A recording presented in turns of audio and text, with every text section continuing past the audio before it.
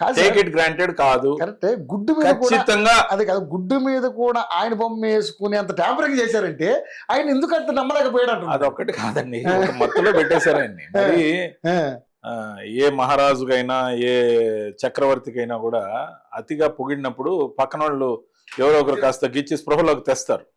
అలా కాకుండా ఈయన స్పృహలోకి తేకుండా అలా పెట్టి గడప గడపకి అని చెప్పి ఎమ్మెల్యేలందరికీ తలా ఒక సంచి ఇచ్చా. ఆ సంచి సామాను సర్దుకొని ఆ స్టిక్కర్లన్నీ ఎమ్మెల్యేల చేత గోడలకు అంటించా. చాలా మంది వద్దు పొమ్మంట్రి. ఎప్పుడైతే గడప గడప కార్యక్రమం పెట్టారో అదే సకల దరిద్రాలకు మూలం. ఎందుకంటే ఏ ఒక్కడికైనా నాయకుడు నేరుగా వచ్చి అమ్మా నీకు సమస్యలు ఉన్నాయా అంటే, అరే మొగుడైనా ఇంట్లో అన్ని కోరికలు తీర్చలేడండి. ఇంటి పెద్దగా ఒక మొగుడు కూడా ఇంటి కోరికలన్నీ కూడా తీర్చలేడు. అవును. అరే హోంవర్క్ పుస్తకం తెచ్చికపోతే ఇబ్బంది అనుకుంటే, సాయంత్రం సినిమాకి తీసుకుపోలేదని ఇబ్బంది అనుకుంటే, ఒకరికి మిర్చి బజ్జీ పెట్టించలేదని కోపం కూడా రావచ్చు. ఇలాంటి అనేక కోపాలు, దోమలు కుట్టినప్పుడో, డ్రైన్ దిగినప్పుడో, లేకపోతే ఈదులో దుమ్మున్నప్పుడో, లేకపోతే చెత్త కరెక్ట్ టైంకి దిగినప్పుడో, లేకపోతే ఇంకోటో సమస్య అనేది ప్రతిరోజు ప్రతి దగ్గర ఏదో ఒకటి అరైజ్ అవుద్ది. నాయకుడు గడప గడపకి పోయి తలుపు తట్టి, అమ్మా మీకేమన్నా సమస్యలు ఉన్నాయా, మా సార్ పంపించారు నన్ను, నేను మీ ఎమ్మెల్యేనని చెప్పినప్పుడు వాళ్ళ సమస్యలన్నీ ఏకరవ పెట్టడంతో వీళ్ళకి మోహన్ జల్లక వీడియోలు తీస్తున్నారని పక్కకు పోవడం, వాళ్ళ శాపనార్థాలు పెట్టడం. అంటే ఎలక్షన్ కు ముందే గ్రౌండ్ ప్రిపేర్ చేసుకున్నారు వైఎస్ఆర్సీపీ నాయకులు, వెళ్ళిపోవడానికి సిద్ధం. ఈ కాన్సెప్ట్ ఇచ్చింది ఇప్పుడు గడప గడపకి వైఎస్ఆర్సీపీ ప్రభుత్వాన్ని అయిపోయాయి. దాన్ని స్ట్రిక్ట్ గా సంచేసి ఎవరైతే పోయారో మళ్ళీ అదే ఐపాక్ రిపోర్ట్ ఇచ్చింది. వీళ్ళకి నెగటివ్ ఒపీనియన్ ఉంది, జనంలో బాగలేదు, ఏ అర్బకున్నో ఏ ఓడిపోయే క్యాండిడేట్నో వాళ్ళు సూచించిన వాళ్ళకి టికెట్లు ఇచ్చారు. మీరు గమనించండి, అనేక దగ్గరలో అప్పటి వరకు వార్డు కార్పొరేటర్గా ఉన్న వాళ్ళని ఎమ్మెల్యే అభ్యర్థి, సర్పంచ్గా ఉన్నవాడిని ఎమ్మెల్యే అభ్యర్థి, లేకపోతే అసలు ఊరు పేరు తెలియని వాళ్ళని 2 దగ్గరలో ఎంపీల అభ్యర్థి. ఎగ్జాంపుల్ రాజమండ్రి, నరసాపురం. మీరు వాళ్ళ పేర్లు ఎప్పుడైనా బయట బహిరంగంగా విన్నారా? వాళ్ళ పేరు ప్రతిష్టలు కానీ, సేవలు కానీ, లేకపోతే ఏవైనా కానీ సేవలు కానీ లేదు కదా. అప్పటికప్పుడు ఓవర్ నైట్ నాయకులు పుట్టుకొచ్చారు. హీరో కదండి ఆయన. అంటే నేను అనేది ఆ విధంగా, అరే అభ్యర్థి ఎవరైతే ఏంటి సార్, మీ బొమ్మ ఉంది, అక్కడ ఫ్యాన్ ఉంది, వాటికి వేస్తారు. మనం 32 సార్లు బటన్ వస్తాం, వాళ్ళు 2 సార్లు వస్తామని మీరే మాట్లాడాలి. ఆయన చేత మాట్లాడిచ్చారండి. ఆయన చేతే స్పీచ్ల్లో సిద్ధం సభల్లో నేను 32 సార్లు బటన్ వత్తా, మీరు 2 సార్లు బటన్ వత్తండి పని అయిపోద్దని చెప్పిచ్చారు. ఏ నాయకుడి చేతైనా ఇలాంటి డైలాగ్ చెప్పిస్తారా? బుద్ధున్నోళ్ళు దరిద్రపు ఐపాక్ కాకపోతే. సకల దరిద్రాలకు కారణం సకలం ఆ నెక్స్ట్ ఐపాక్.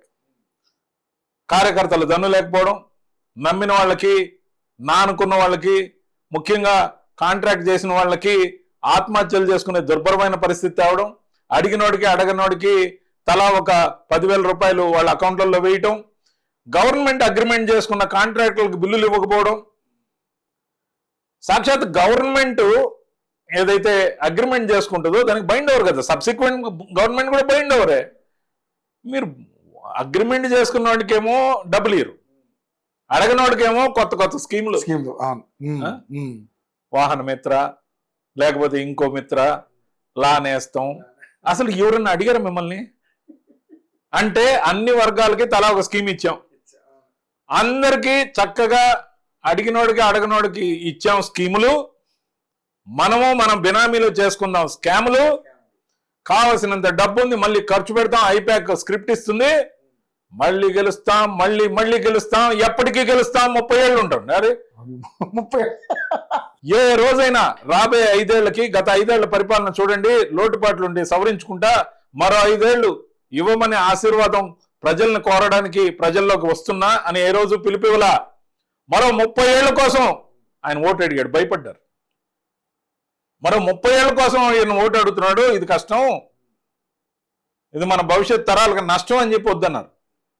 భయపడ్డారు, నిజంగా చెప్పాలంటే భయపడ్డారు, లిటరల్లీ భయపడ్డారు. ఎప్పుడైనా అతి చేస్తే ఇదే గతి. అంతే.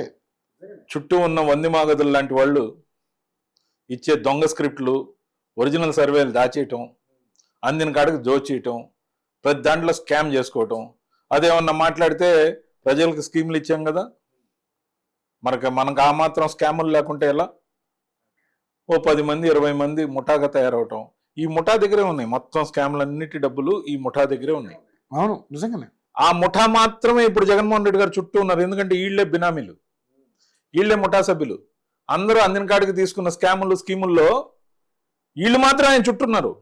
కానీ కాన్సెప్ట్ కూడా గొప్ప కొత్త కాన్సెప్ట్. వాళ్ళు ఎవరు లేరు. అవును అవును. అభిమానులు నిజంగా ఆయన ప్రేమించేవాళ్ళు, అతి పేదవాళ్ళు ఆయన చుట్టూలో ఒక్కరన్నా ఉన్నారా?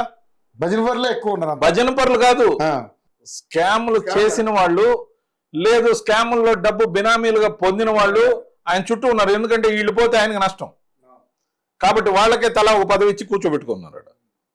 ఇది ఒక ప్రైవేట్ లిమిటెడ్ కంపెనీ వైఎస్ఆర్సిపి.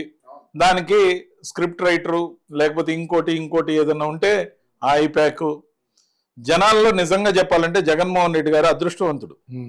అలాంటి చరిష్మా ఈ మధ్య కాలంలో ఏ రాజకీయ నాయకుడికి లేదు, రాలేదు. కానీ ఆయన తప్పులు తెలుసుకోవట్లా, ఆయన దిద్దుకుంటానని చిత్తశుద్ధితో చెప్పట్లా. మళ్ళీ అధికారం వస్తే అందరిని నడ్డి విరుస్తా, పోలీసులు బట్టలు ఓడదీస్తా, 2.0 చూపిస్తా, నా కార్యకర్తలు నేను రక్షించుకుంటా. సినిమా మామూలుగా ఉండదు. కానీ సినిమా మామూలుగా ఉండదు. అప్పుడే బ్లూ బుక్ అందరికి తలా డిస్ట్రిబ్యూట్ చేస్తున్నారు ఆఫీస్లో.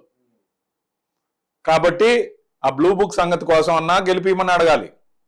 లేకపోతే తెలుగుదేశం వాళ్ళు దాడులు చేస్తున్నారు కాబట్టి నేను దాడులు చేయడం కోసం మళ్ళీ నాకు ఓటు వేయమని చెప్పన్నా అడగాలి. స్కీములు ఇస్తా, స్కాములు చేసుకుంటా కాబట్టి మళ్ళీ నన్ను గమనించండి అన్నా అడగాలి. అలా కాకుండా చిత్తశుద్ధితో నిజాయితీగా న్యాయంగా ప్రజల్లో జగన్మోహన్ రెడ్డి గారిని మళ్ళీ గెలిపించాలనే ఆలోచన వచ్చే విధంగా ఎవరు స్క్రిప్ట్ రైట్లా. ఇప్పుడు కూడా కోర్టులు అందరూ అక్కడే ఉన్నారు. ఇంకా నాశనం ఇప్పుడు కూడా కోర్టులు అందరూ అక్కడే ఉన్నారు. స్క్రిప్ట్ రాసేవాళ్ళు కోర్టులే, ఇప్పుడు నిర్ణయాలు తీసుకుంటున్న వాళ్ళు కోర్టులే, ఇప్పుడు సకలము అక్కడే ఉన్నాడు. ఇబ్బంది ఏం లేదు. కాబట్టి కూటమి మళ్ళీ గెలుస్తుంది. మేము సంతోషంగా ఉంటాం.